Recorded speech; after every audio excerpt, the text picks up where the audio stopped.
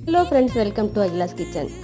நாம் எப்பவும் அந்த அரிசி மாவு தோசைலேயே கொஞ்சம் ஸ்பைசி, அதே சமயம் ரொம்ப டேஸ்டி அண்ட் ஹெல்த்தியான மீல் மேக்கர் தோசை எப்படி பண்ணுறதுன்னு இப்போ பார்க்கலாம் வாங்க. இதெல்லாம் இந்த அளவுக்கு கொதிக்கிற நீரில் தேவையான அளவு மீல் மேக்கரை சேர்த்து 5 நிமிஷம் மூடி போட்டு வச்சிடலாம். இருக்கட்டும். தேவையான அளவு வெங்காயத்தை இந்த மாதிரி கியூபாக கட் பண்ணி சாப்பரில் போட்டு சாப் பண்ணி எடுத்துக்கலாம். அடுத்ததான் நம்மகிட்ட இருக்கிற தக்காளி இந்த மாதிரி சாப் பண்ணி எடுத்துட்டு கிரைண்ட் பண்ணி வச்சிருக்கிற நம்ம ஹீரோ மீல் மேக்கரையும் நல்லா புழிஞ்சு சாப்பரில் போட்டு சாப் பண்ணி எடுத்துக்கலாம். கடாயில் 2 டேபிள் ஸ்பூன் எண்ணெய் சேர்த்து 1 ஸ்பூன் சோம்பு, இடிச்சு வச்ச 1 ஏலக்காய் சேர்த்து பொரிஞ்சதும் சாப் பண்ண வெங்காயம் சேர்த்து லைட்டாக வதக்கிட்டு கூடவே தக்காளி சேர்த்து தேவையான உப்பு, 1/4 ஸ்பூன் மஞ்சத்தூள், 1 ஸ்பூன் தனியாத்தூள், 1 ஸ்பூன் மிளகாத்தூள், காஷ்மீரி மிளகாய் தூள், 1/2 ஸ்பூன் மிளகுத்தூள், 1/2 ஸ்பூன் கரம் மசாலா சேர்த்து பச்சை வாசனை போகிற வரைக்கும் நல்லா வதக்கலாம். நம்ம மாஸ்டர் சாப் பண்ண மீல் மேக்கர் கட் பண்ண புதினா இலையும் சேர்த்து 2 நிமிஷம் கலந்து விட்டு கடைசியாக கசூரி மேத்தி சேர்த்து நல்லா கலந்து விட்டு அடுப்பு ஆஃப் பண்ணி இந்த ட்ரை கிரேவியை ஒரு பாத்திரத்துக்கு மாற்றிடலாம். இப்போ தோசைக்கல்ல தோசை ஊற்றி ட்ரை கிரேவி அதில் ஸ்ப்ரெட் பண்ணி 2 பக்கம் திருப்பி போட்டு எடுத்தால் டேஸ்டியான மீல் மேக்கர் தோசை ரெடி.